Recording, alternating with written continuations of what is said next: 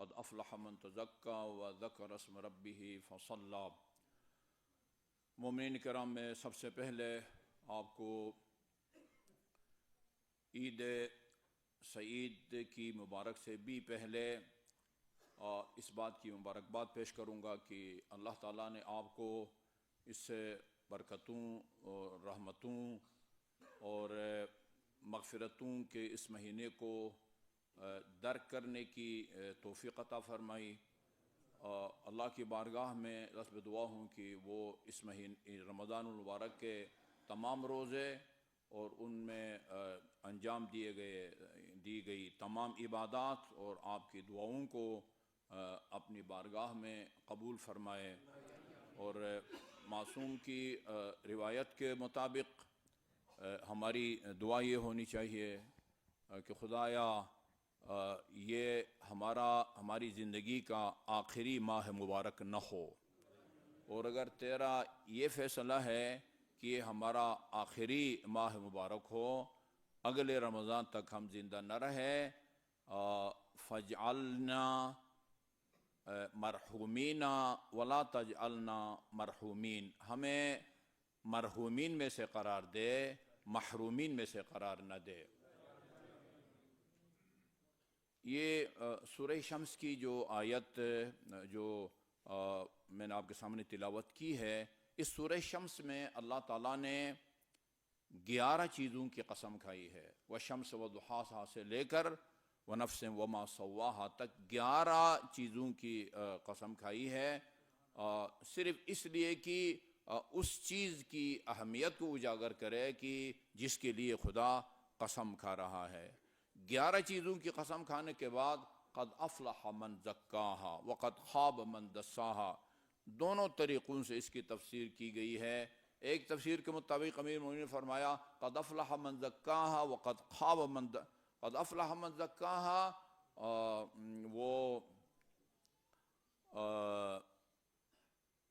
وہ آدمی کامیاب ہوا جس نے اپنے نفس کا تزکیہ کیا، اپنے نفس کا تزکیہ کیا۔ اپنے نفس کے تزکیہ کے لیے 2 کام کرنے ہوتے ہیں ترتیب سے۔ پہلے نفس کو پاک کرنے کے لیے اپنے نفس کو قابل مذمت اور جو صفات رذیلہ ہیں ناپسندیدہ، ان سے نفس کو پاک کرنا ہوتا ہے۔ جس طرح ایک بلڈنگ بناتے ہیں، مسجد بناتے ہیں، امام بارگاہ بناتے ہیں، مکان بناتے ہیں، اس میں ظاہر ہے جب آپ تعمیر کے عمل سے فارغ ہوتے ہیں تو اس میں عمارت میں استعمال ہونے والی چیزوں کے ٹکڑے ہوتے ہیں، سریے ہوتے ہیں، اینٹوں کے ٹکڑے ہوتے ہیں، بجلی کا سامان کے ٹکڑے ہوتے ہیں۔ سب سے پہلے ان ٹکڑوں کو نکالا جاتا ہے، اور نکال کے پھر اس کو پائپ وغیرہ کے ذریعے اس کو وہ کرتے ہیں، اس کو آپ صاف کرتے ہیں، صفائی کہتے ہیں اس مرحلے کو یعنی اخلاقیات کی زبان میں تخلیہ بولتے ہیں، تیغ ہے لام یہ اور ہے تخلیہ۔ پہلے بلڈنگ کو گندگی سے صاف کریں۔ اسی طرح نفس کو بھی پاک کرنے کے لیے جو صفات رذیلہ ہیں، قابل مذمت یعنی عادتیں، غیبت ہے، چغل خوری ہے، بخل ہے، یہ سینکڑوں ہو سکتا ہے قابل ذمت صفات ہوں، ان سے اپنے نفس کو پاک کرنا ہوتا ہے۔ دوسرے نمبر پر ہم کیا کرتے ہیں، مسجد ہے تو اس میں کارپیٹ وغیرہ بچھاتے ہیں، جانماز وغیرہ بچھاتے ہیں، اور اسی طرح وہ سجدگاہوں کا اہتمام کرتے ہیں۔ آپ کا گھر ہے تو اپنے ذوق کے مطابق گھر کو سجاتے ہیں اور ڈیکوریشن پیس رکھتے ہیں، اور اسی طرح ہسپتال ہے تو وہاں اس کے مناسبت سے چیزوں کو رکھا جاتا ہے۔ اس مرحلے کو تحلیہ کہا جاتا ہے۔ تحلیہ آراستگی، اس کو زیورات سے آراستہ کرنا۔ اسی طرح نفس کو قابل مذمت عادتوں سے پاک کرنے کے بعد پھر اس کو ان کے ضد جو قابل تعریف صفات ہوتی ہیں ان سے آراستہ کرنا ہوتا ہے۔ سخاوت کو اپنانا پڑتا ہے، اور تکبر کے بجائے تواضع، بردباری، خاکساری کو اپنانا پڑتا ہے۔ ان 2 مرحلوں سے گزرنے کے بعد جو تیسرا مرحلہ آتا ہے تزکیہ نفس یا اپنے نفس کو پاک کرنے کا، وہ وہ تجلیہ کا مرحلہ ہے، یعنی تجلیہ یعنی آپ کی روح کو جو ہے نا وہ آپ گویا جلا بخشتے ہیں، روح آپ کی روشن ہو جاتی ہے، اور انسان اس مرحلے تک پہنچتا ہے کہ جس کے بارے میں اللہ تعالیٰ نے حدیث قدسی میں فرمایا ہے، فرمایا لا یزال عبدی المؤمن یتقرب الی بالنوافل، میرا بندہ نوافل کے ذریعے، یہ نہیں کہ واجبات کو چھوڑ کے صرف نوافل نہیں، واجبات کے علاوہ نوافل کے ذریعے خود میرا بندہ میرا قرب حاصل کرتا ہے۔ وَإِذَا میرا جب وہ قرب حاصل کرے تقربا احببتہ، میرا جو بندہ میرا قرب حاصل کرے میں اسے محبت کرنے لگتا ہوں۔ فَإِذَا أَحْبَبْتُهُ، اور جب میں اپنے بندے سے محبت کرتا ہوں، یہ تجلیہ کا مرحلہ ہے۔ پھر یہ زمانہ مکان، یہ در و دیوار انسان کے درمیان اور حقائقیوں کے درمیان میں وہ حائل نہیں ہوتے، اس کو تجلیہ کہا جاتا ہے۔ فَكُنْتُ، انسان جب میرا محبوب بن جاتا ہے، خدا فرماتا ہے کہ میں اس کے ہاتھ بن جاتا ہوں، میں اس کے کان بن جاتا ہوں، میں اس کی آنکھیں بن جاتا ہوں، وہ بندہ مظہر صفات خداوندی بن جاتا ہے۔ معصوم کا مقام بہت بلند ہے، کئی ایسی روایات ملتی ہیں، خصوصاً امام جعفر صادق علیہ السلام کے بارے میں، اللہم صلی علی محمد و آل محمد۔ ائمہ معصومین خدا داد علم کی روشنی میں دلوں کی نیات سے آگاہ ہوتے تھے، سوالات کے لیے لے کے آتے تھے اپنے ذہن میں یا کاغذ پر طولانی سوالات، اور امام کے سامنے جب آ کے کھڑے ہوتے تھے تو آپ فرماتے تھے کہ جو سوالات تم اپنے ذہن میں یا کاغذ پر لکھ کے لائے ہو وہ بیان کرو گے یا میں جوابات دینا شروع کر دوں۔ تجلیہ اس مرحلے کو کہا جاتا ہے۔ ایسے بزرگ بھی گزرے ہیں معصوم کے علاوہ کہ یعنی اس مقام پر پہنچنے کے نتیجے میں وہ در و دیوار کی باہر کی باتوں سے بھی جو وہ آگاہ ہوتے ہیں۔ یہ تزکیہ یہ نفس ہے۔ آج کی مناسبت سے میرا خیال میں اپنی طرف سے کچھ بھی نہیں کہوں گا، آداب یہ ہے کہ پہلے خطبہ میں ہم وعظ و نصیحت پر مشتمل معروضات پیش کریں، اور دوسری خطبے میں اہل بیت اطہار اور خصوصاً امیر المومنین علیہ السلام کے فضائل کی طرف اشارہ کیا جائے، جن سے تمسک کو اللہ تعالیٰ کے حکم نے ہمیں حکم دیا ہے۔ امیر المومنین کا خطبہ آپ کی خدمت میں عرض کرتا ہوں جو روز عید آپ دیا کرتے تھے، اور میں اسی پر اکتفا کروں گا۔ فرمایا یہ امام جعفر صادق علیہ السلام اپنے آباء و اجداد، اللہم صلی اللہ محمد و آل محمد، اپنے والد گرامی امام محمد باقر، وہ امام زین العابدین، وہ امام حسین، اور امیر المومنین سے امام حسین نقل کرتے ہیں کہ خطب علی یوم الفطر للناس یوم الفطر، امیر المومنین نے عید فطر کو لوگوں سے خطاب کیا، یا آپ نے یہ خطبہ دیا جس طرح یہاں ہم جمع ہیں، اور فرمایا ایھا الناس ان یومکم ھذا یوم یثاب فیہ المحسنون، یہ وہ دن ہے کہ جس میں نیک لوگوں کو ان کی نیکی کا اجر اور ثواب دیا جائے گا۔ اب تک یہ جو ہم پورا ماہ رمضان میں پیپر دے کے آ رہے ہیں، اس کا گویا آج ہم رزلٹ لے رہے ہیں کہ کوئی کتنے فیصد جو ہے وہ نمبر حاصل کرتا ہے۔ یہ وہ دن ہے کہ جس میں یثاب فیہ المحسنون، اللہ تعالیٰ محسن یعنی نیک کام کرنے والا، کار حسن جو ہے نا، کار حسن انجام دینے والا، جس میں اللہ تعالیٰ نیک لوگوں کو اجر، ثواب اور معاوضہ عطا فرماتا ہے۔ وَيَغْفِرُ فِيهِ الْمُسِيئُونَ، اور خدا نہ خواستہ جو اس ماہ مبارک میں گناہ کا مرتکب ہوتا رہا، لوگوں کی غیبت کرتا رہا، یا اور بہت سارے مالی بے ضابطگیاں، وہ خسارے میں رہیں گے۔ اس دن نتیجہ نکلنا ہے، نیک لوگوں کو ان کی نیکی کا اجر، اور غلط یا گناہگار لوگوں کو وہ گھاٹے میں ہیں، نقصان اٹھائیں گے۔ وَهُوَ أَشْبَهُ يَوْمٍ بِيَوْمِ قِيَامِكُمْ، یہ دن وہ قیامت کے دن سے بہت ملتا جلتا ہے۔ فرمائے یہ جو دن ہے عید فطر، یہ قیامت کے دن سے بہت ملتا جلتا ہے۔ فَاذْكُرُوا بِخُرُوجِكُم مِّن مَنَازِلِكُمْ إِلَى مُصَلَّاكُمْ خُرُوجَكُم مِّنَ الْأَجْدَاثِ إِلَى رَبِّكُمْ، تم اپنے گھروں سے دوسرے شہر سے آپ تشریف لا رہے ہیں، دوسرے سیکٹروں سے تشریف لا رہے ہیں، اسی یا سب سیکٹر G92 سے آپ تشریف لا رہے ہیں، جب آپ گھر سے نکلتے ہیں تو جب گھر سے نکلو تو یاد کرو کہ تم اپنے روز قیامت اپنے قبروں سے جس طرح نکالے جاؤ گے، یوم یصدر الناس اشتاتا لیروا اعمالهم فمن یعمل مثقال ذرۃ خیرا یرہ ومن یعمل مثقال ذرۃ شرا یرہ، سورہ زلزال کی وہ آیت ہے۔ فرمایا اپنے گھروں سے جب نکلتے ہو نماز امام جعفر صادق میں نماز کے لیے یا کسی اور مسجد میں، تو وہ اپنے قبروں سے اپنے رب کی بارگاہ میں جانے کو یاد کرو۔ وَاذْكُرُوا بِوُقُوفِكُمْ فِي مُصَلَّاكُمْ، اور جب مسجد میں آ کے اپنا نشستوں پر جب بیٹھ جائیں یا کھڑے ہو جائیں تو اس مرحلے کو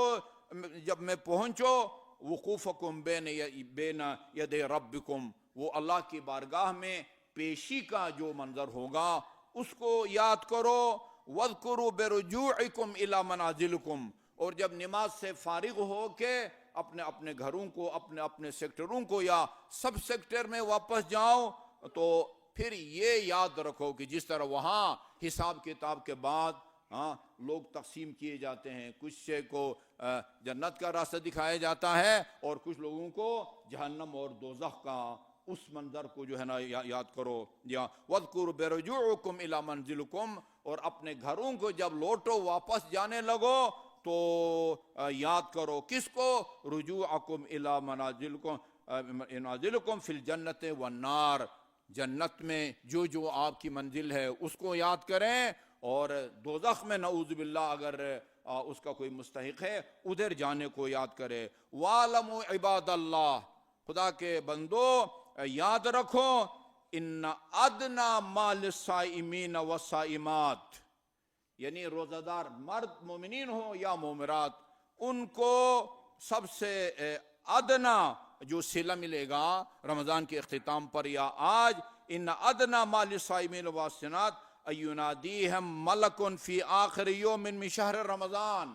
رمضان کے آخری تاریخ میں مثلا 29 تاریخ کو اللہ کا ایک فرشتہ، وہ نماز گزار وہ روزہ دار خواتین ہوں یا مرد، ان سے اللہ کا فرشتہ یوں مخاطب ہوتا ہے، ادنا سب سے ادنا اور معمولی صلہ جو آپ کو ملتا ہے رمضان کے آخری تاریخ کو ایک فرشتہ آ کے مومن مرد اور مومن خواتین سے مخاطب ہو کے عرض کرتا ہے، ابشروا عباد اللہ، اللہ کے بندو، فقد غفرکم ربکم ما سلف من ذنوبکم، اس ماہ مبارک کی برکت سے اور اس ماہ مبارک میں آپ کے اعمال کی برکت سے اللہ تعالیٰ نے آپ کے گزشتہ گناہوں کو بخش دیا ہے۔ یہ فرشتہ بشارت دیتا ہے رمضان کے آخر میں سب سے ادنا صلہ جو آپ کو ملے گا، فانظروا کیف تکونون فیما تستانسون، اب یہ دیکھنا ہے کہ اگلی زندگی کا شوال کے چاند نظر آنے کے بعد سے لے کر اگلی زندگی آپ کس طرح گزارتے ہیں، گزشتہ گناہ بخش۔ لہذا وہ رمضان کے شروع میں جو خطبہ ہم نے دیا تھا اس میں عرض کیا تھا کہ اگر کوئی انسان ماہ مبارک میں اپنے گناہ نہ بخشوا سکے، پھر باقی 11 مہینے وہ اپنے آپ کو نہیں بخشوا سکتا، مگر یہ کہ اللہ تعالیٰ اس کو اس سال حج بیت اللہ نصیب فرمائے اور اس کو 9 ذی الحج کو میدان عرفات میں حاضری نصیب ہو، چونکہ میدان عرفات میں وہ گناہ بھی بخشے جاتے ہیں جو نعوذ باللہ رمضان مبارک میں نہ بخشے گئے ہوں۔ اور پہلے خطبے کے اختتام پر ایک جملے میں فطرہ کے حوالے سے میں تفصیل سے احکام بیان کر چکا ہوں۔ ہماری پالیسی یہ رہی ہے کہ یہاں سے ہم رقم فکس نہیں کرتے، 300 دے دو، 350 دے دو، 400 دے دو، جو شہریوں کی، آپ کے شہر کی اکثریت کی جو خوراک ہے، مثال کے طور پر یہ آٹا کو لے لیں، چاول کا بھی حساب کر سکتے ہیں، کھجور کا بھی کر سکتے ہیں، کشمش کا بھی کر سکتے ہیں، آپ کی شہر کی جو اکثریت ہے اس کے خوراک مثلا آٹا، 3 کلو آٹا کی قیمت دے دیں۔ ہم سے پھر پوچھتے ہیں کہ آٹا کا کیا ریٹ ہے، پھر میں عرض کرتا ہوں پھر وہ جو آٹے کا کاروبار کرتا ہے اس سے پوچھ لیں۔ میرا خیال میں جو مجھے بتایا گیا ہے چکی والا بھی وہ 110 130 روپیہ آٹا ہے، 130 کو 3 میں آپ نے ضرب دینا ہے، 390 فی آدمی جو ہے وہ گھر کا سرپرست جو ہے وہ اپنے اہل خانہ، اہل خانہ کا وہ دے گا، آپ کے گھر کے اندر جو ملازمین ہیں ان کا بھی آپ دیں گے، اگر کوئی مہمان آیا ہے مغرب سے پہلے آیا ہے، رات بھی آپ کے ساتھ رہا ہے، آپ نے اس کو دینا ہے۔ الحمدللہ اسی مسجد میں کچھ فقیر ہیں، ان پر فطرہ ادا کرنا واجب نہیں ہے بلکہ وہ فطرہ کے مستحق ہیں۔ ابھی ہماری ایک مسجد کا ایک ملازم یہ کہہ رہا تھا کہ میں جو ہے نا وہ اپنا فطرہ دیتا ہوں، میں نے کہا تو فطرہ کھانے والوں میں سے خدا کے بندے، تمہاری تنخواہ کتنی ہے؟ اتنی ہے، تمہاری جو منتھلی آمدنی ہے وہ تمہارے یعنی مہینے کی اس کے لیے اور سال کی آمدنی تمہارے سال کے اختیارات کے لیے کے برابر ہے یا زیادہ ہے تمہاری آمدنی؟ کہا برابر بھی نہیں ہے، زیادہ بھی نہیں ہے، کم ہے، تو اسی کو تو فقیر کہتے ہیں، ٹھیک ہے نا جی۔ اب یہ تکلف کر کے بیچارے کچھ دیتے ہیں، لیکن واجب ان پر ہے کہ جن کی آمدنی زیادہ ہو اور اخراجات جو ہیں وہ زیادہ ہوں۔ اب یہ بہت سارے ہزاروں مومنین یہاں تشریف فرما ہے جو الحمدللہ غریب نہیں ہے، فقیر نہیں ہے، امیر شمار ہوتے ہیں، سب کا لیول برابر نہیں ہے۔ وہ خدا کرے وہ ارب پتی ہوں یا کروڑ پتی ہوں اور مشکل سے وہ فقر کی لکیر سے جو ہے نا وہ آگے نکلے ہوئے ہیں، ان کا فطرہ اور جو پلازوں کا مالک ہے، شوگر مل کا مالک ہے، سب کا برابر ہے۔ ایسا نہیں کہ جس کے پاس زیادہ دولت ہے وہ زیادہ دے اور جس کا جو مشکل سے جو ہے نا وہ فقر کی لکیر کو اس نے کراس کیا ہوا ہے اس کے ذمے۔ ہاں آپ اپنی مرضی سے اگر کشمش کے حساب سے دیتے ہیں تو آپ دے دیں، وہ زیادہ سب سے جو ہے نا وہ مہنگا پڑے گا، لیکن شریعت کی طرف سے کوئی پابندی نہیں ہے کہ اگر 1 کروڑ پتی ہے تو وہ کم دے دے، ارب پتی ہے تو وہ اس سے کئی گنا دے دے، ایسا نہیں ہے۔ اس کی دلیل یہ ہے کہ نجف میں بھی اور قم میں بھی پورے ایران کے لیے اور پورے عراق کے لیے ایک رقم کا اعلان کیا جاتا ہے، مثلا 1500 دینار جو ہے نا وہ عراقی مومنین دے دیں، یا ادھر ایران میں 15,000 یا 20,000 تومان جو ہے نا وہ اہل ایران دے دے۔ یا ایران میں عراق میں سب جو ہے نا وہ ایک سطح کے نہیں ہیں، بعض ارب پتی ہیں، بعض کروڑ پتی ہیں تو بعض لکھ پتی ہیں، فقیر نہیں ہیں۔ تو یہ آپ کے ذہن میں رہنا چاہیے۔ اس کا جو فطرہ کی ادائیگی کا وقت ہے وہ ظہر تک ہے، بہتر یہ ہے کہ یعنی عید پڑھنے سے پہلے دے دیں یا خود کسی غریب کو آپ نے دے دیا یا ادھر جمع کرا دیا، ظہر تک جو دے گا وہ ادا کی نیت کرے گا۔ جس طرح صبح کی نماز آپ طلوع آفتاب سے پہلے ادا کی نیت سے پڑھتے ہیں، ظہر تک اگر نہ دیں تو پھر آپ دیں لیکن ادا کی بھی نیت نہ کریں، قضا کی بھی نیت نہ کریں۔ معافی ذمہ، بھئی جو بھی میرے ذمہ ہے انشاءاللہ فطرے کی جو برکتیں ہیں اس سے آپ بہرمند ہوں گے۔ امام حسین علیہ السلام نے اپنے وکیل سے فرمایا دیکھو ہمارے گھر میں جو بھی ہے جس کے بھی ہم اخراجات برداشت کرتے ہیں، کوئی انسان رہ نہ جائے، انسان اپنے گھر میں اگر غیر مسلم کوئی ملازم رکھا ہوا ہے اور اس کا نان و نفقہ آپ کے ذمہ ہے، اس کا آپ نے دینا ہے۔ فرمایا ایک انسان بھی رہ نہ جائے ورنہ مجھے اس کے فوت ہونے کا خطرہ ہے۔ عربی میں فوت جہاں مرنے کو کہتے ہیں وہاں ایک چیز کے ضائع ہونے کو بھی کہتے ہیں۔ صبح کی نماز جو ہے طلوع آفتاب نہ پڑھیں اس کا مطلب ہے کہ نماز فوت ہو گئی۔ اس نے عرض کیا کہ مولا فوت کا مطلب کیا ہے؟ فرمایا فوت کا مطلب موت۔ اسی لیے ہے کہ اگر کوئی اپنے بیوی بچوں میں سے کسی کا فطرہ نہیں دیتا اور اس کو کچھ ہو جاتا ہے تو وہ خود ذمہ دار ہے، وہ اللہ تعالیٰ جو ہے نا اس کو مورد الزام نہ ٹھہرائے، اس کی جو ہے نا وہ فلسفہ ہوا کرتا ہے۔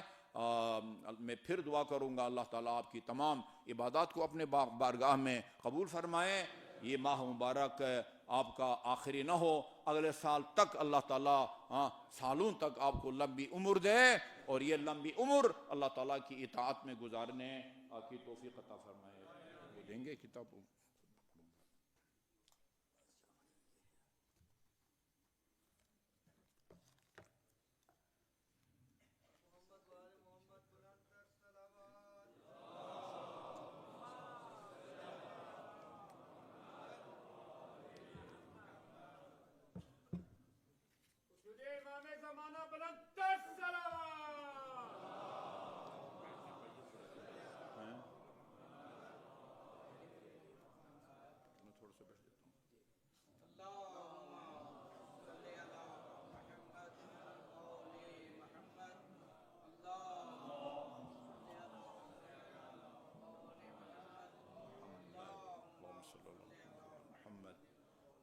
مومنین کرام، یہ خطبے کے شروع کی جو تکبیریں ہیں وہ آج کے اعمال میں شامل ہیں. یہ چند ایک تکبیریں وہ آپ میرے ساتھ ساتھ پڑھیں گے اور باقی صرف میں پڑھوں گا. بسم اللہ الرحمن الرحیم. اللہ اکبر اللہ اکبر اللہ اکبر لا الہ الا اللہ واللہ اکبر وللہ الحمد. اللہ اکبر علی ما ہدانا وَلَهُ الشُّكْرُ عَلَى مَا أَوْلَانَا. الحمد لله الذي هدانا لدينه الذي ارتضاه وسبيله الذي اصطفاه ونصرنا لما يوجب الزلفة لديه والوصول إليه، فأمرنا بصيام شهر رمضان الذي أنزل فيه القرآن وجعل فيه ليلة القدر التي هي خير من 1000 شهر، وهو شهر الله وسيد الشهور وشهر التوبة وشهر المغفرة، فصمنا نهاره وقمنا ليله على تقصير، وأدينا فيه من حقه قليلا من قصير، حتى فارقنا عند تمام وقته وانقطاع مدته، فنحن مودعوه وداع من عز فراقه علينا وأوحشنا انصرافه عنا، قائلون: السلام عليك يا شهر الله الأكبر ويا عيد أوليائه الأعظم، اللهم فارحمنا برحمتك واعممنا بعافيتك. ألا إن هذا اليوم يوم جعله الله لكم عيدا وجعلكم له أهلا، فاذكروا الله يذكركم وكبروه وسبحوه وادعوه يستجب لكم، وأدوا فطرتكم فإنها سنة نبيكم، فأخرجوا من كل واحد من عيالكم صاعا من بر أو شعير أو تمر أو عوز، إن أحسن الحديث كلام الله العزيز الحكيم. بسم الله الرحمن الرحيم. قد أفلح من تزكى وذكر اسم ربه فصلى.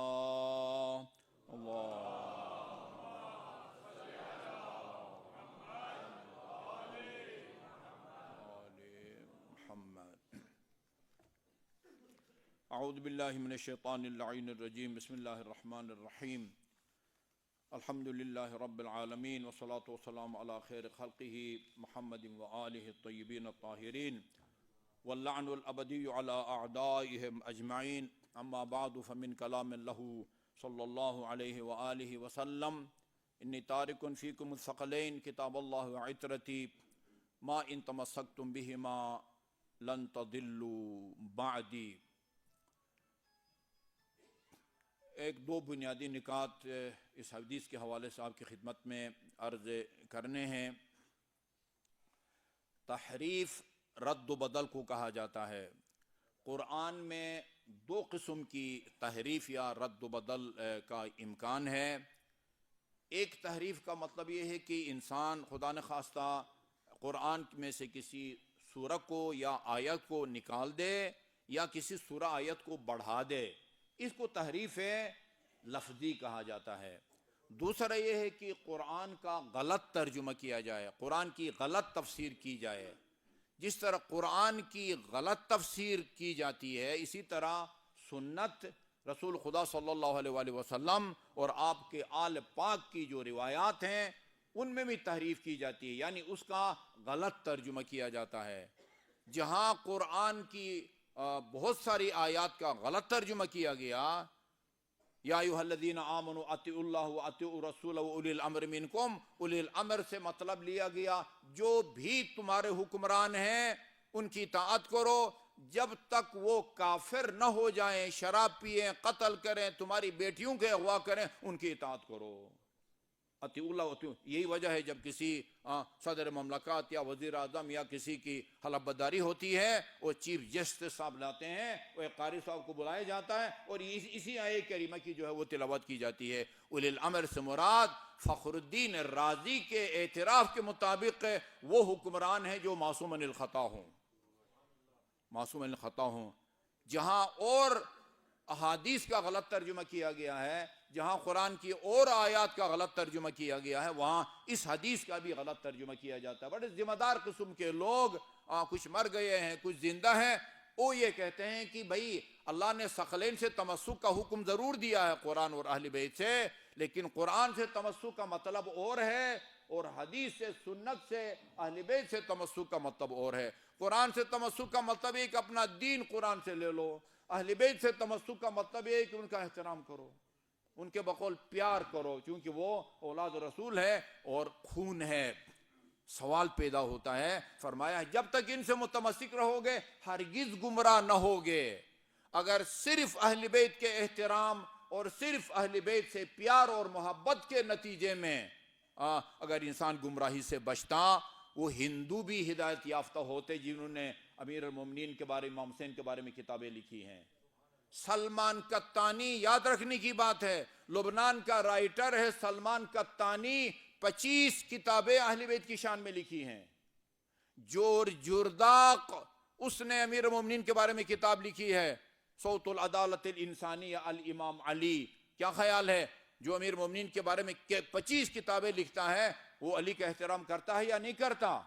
اس کے دل میں علی کی محبت ہوگی یا نہیں ہوگی؟ یقیناً محبت ہوگی، لیکن کیا وہ نجات پائے گا، جنت میں جائے گا؟ کیونکہ اس نے علی سے پیار کیا ہے، علی کا احترام کیا ہے۔ وہ تو میرے اور آپ کے رسول کو بھی نہیں وہ مانتا، اس نے کیا جنت میں جانا ہے؟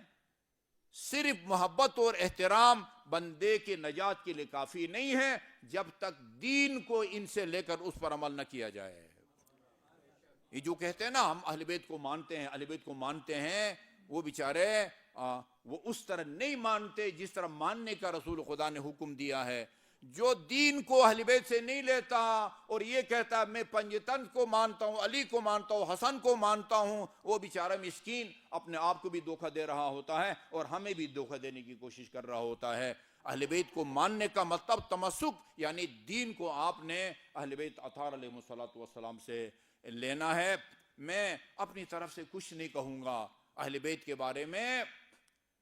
کہاوت ہے، اہل البیت ادری بما فی البیت، گھر والوں کو پتا ہے کہ گھر میں کیا کچھ ہے۔ ٹھیک ہے جی، مجھے پتا ہے میرے کچن میں کیا کچھ ہے، ہاں اس فریج میں جو ہے نا وہ کیا کچھ ہے۔ اہل البیت ادری بما فی البیت۔ ہاں، امام زین العابدین علیہ السلام، دیکھیں دعائے ختم قرآن ہے، حالات اتنے سخت تھے، نامساعد تھے، منبر پر اس طرح آ کے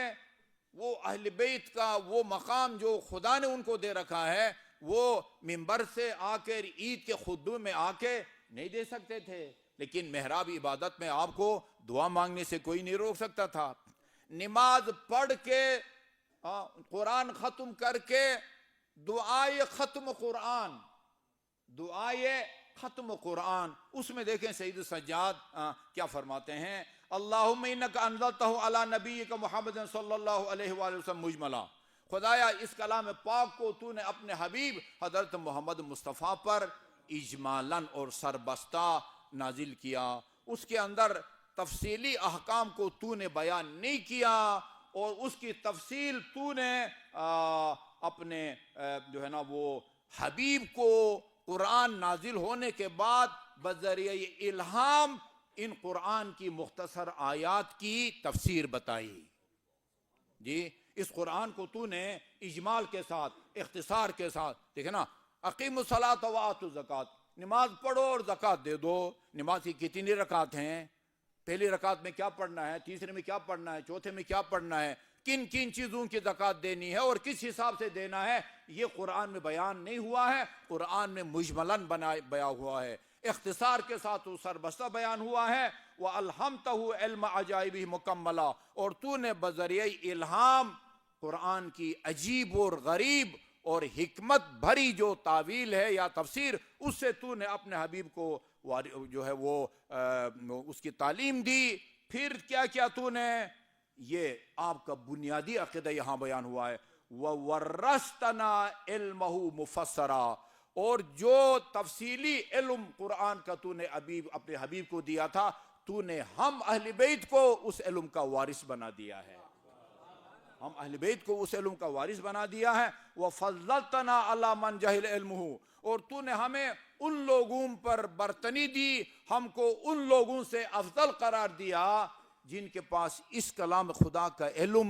نہیں ہے۔ جی جو قرآن، تو نے ہمیں اہل بیت قرآن کا عالم بنایا،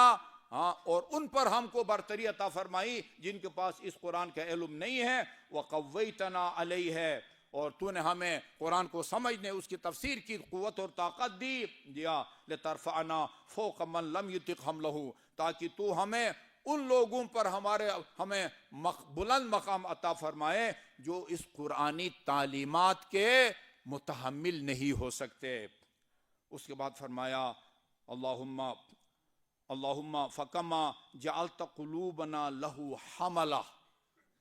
جیسے فضائل اہل بیت کے امام زین العابدین بیان کر سکتے ہیں، کوئی دوسرا بیان نہیں کر سکتا۔ ہاں، آ کے ایسے ہی الٹی سیدھی مارے گا، علی کو خدا کے ساتھ ملائے گا، ہاں، خدا سے بھی آگے بڑھائے گا۔ وہ ایک صاحب تھے نا، خطیب مرحوم ہو گئے، وہ کہتے تھے کہ اللہ تعالیٰ صرف مومن ہے اور میرے مولا امیر المومنین ہے۔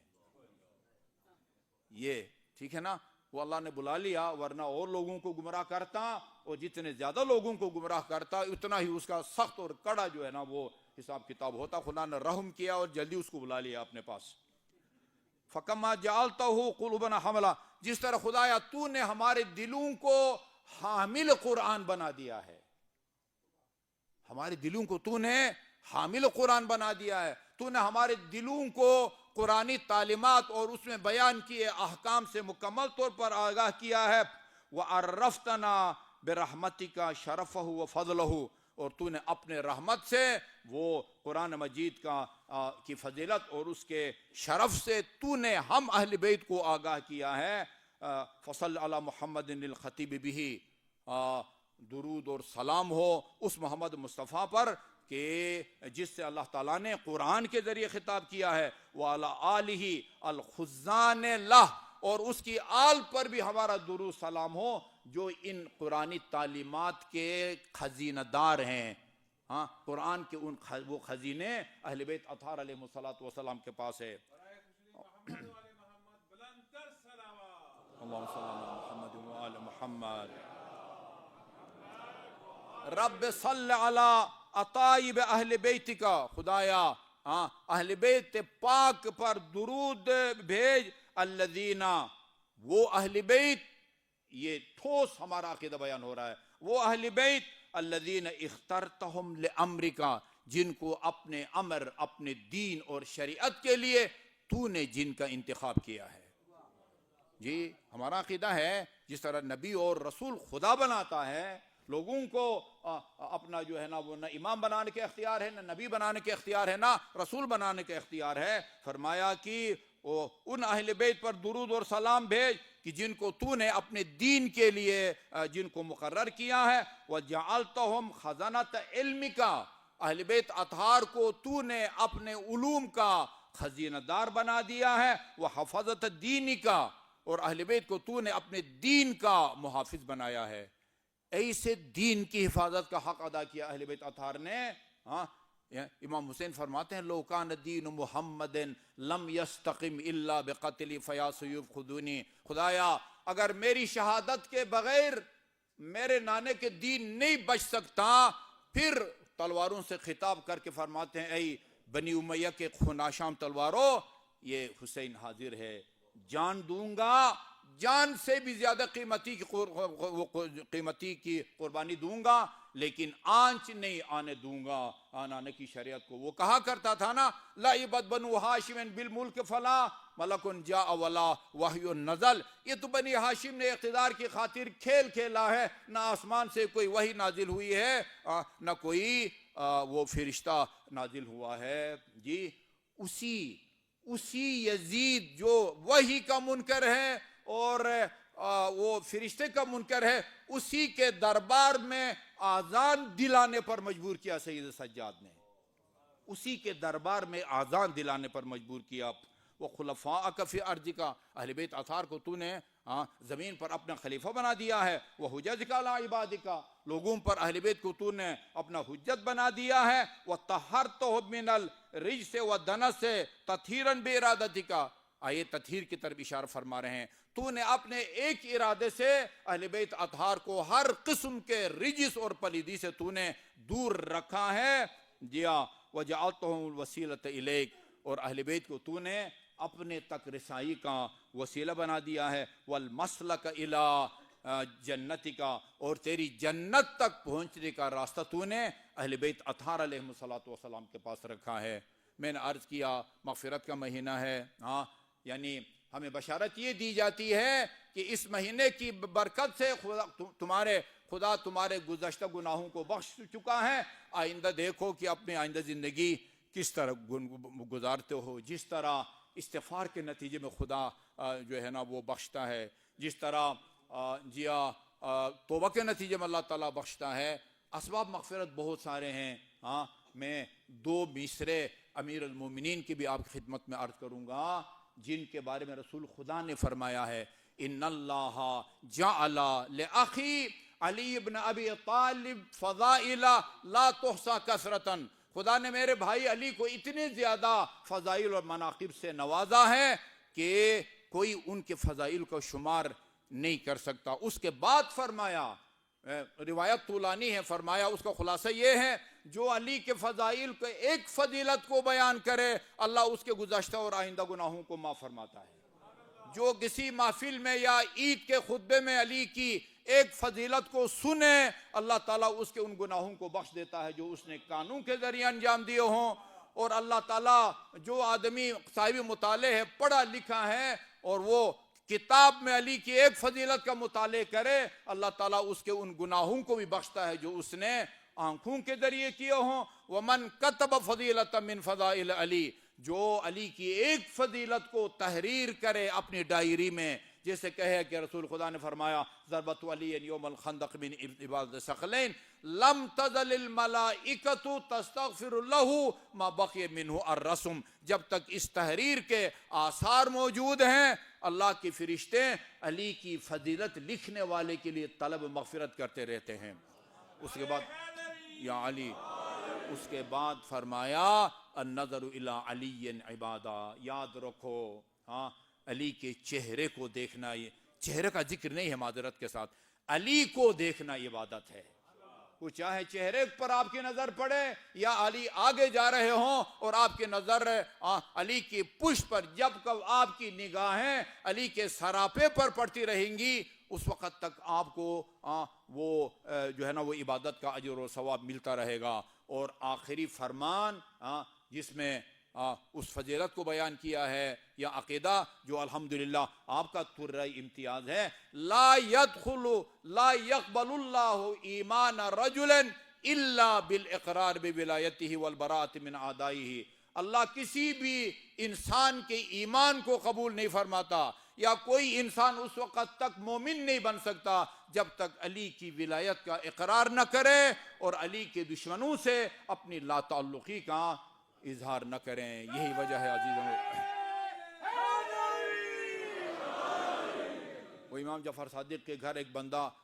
کھانے پہ گیا ہوا تھا، اب اتفاقاً گیا تھا، کھانے کا ٹائم آ گیا یا آپ نے اس کو دعوت دی تھی، خدا بہتر جانتا ہے۔ کھانے سے فارغ ہونے کے بعد امام نے پوچھا کہ کیسا لگا ہمارا کھانا؟ دال چپاتی، ایرانی نان و پنیر کہتے ہیں، ہم یہاں دال چپاتی کہتے ہیں۔ فرمایا فرزند پیغمبر ایسا لذیذ کھانا میں نے زندگی میں کبھی نہیں کھایا تھا، لیکن مولا یہ کھانا کھانے کے ساتھ مجھے قرآن کی ایک آیت یاد آ گئی، وہ مجھے پریشان کر رہی ہے۔ کون سی آیت؟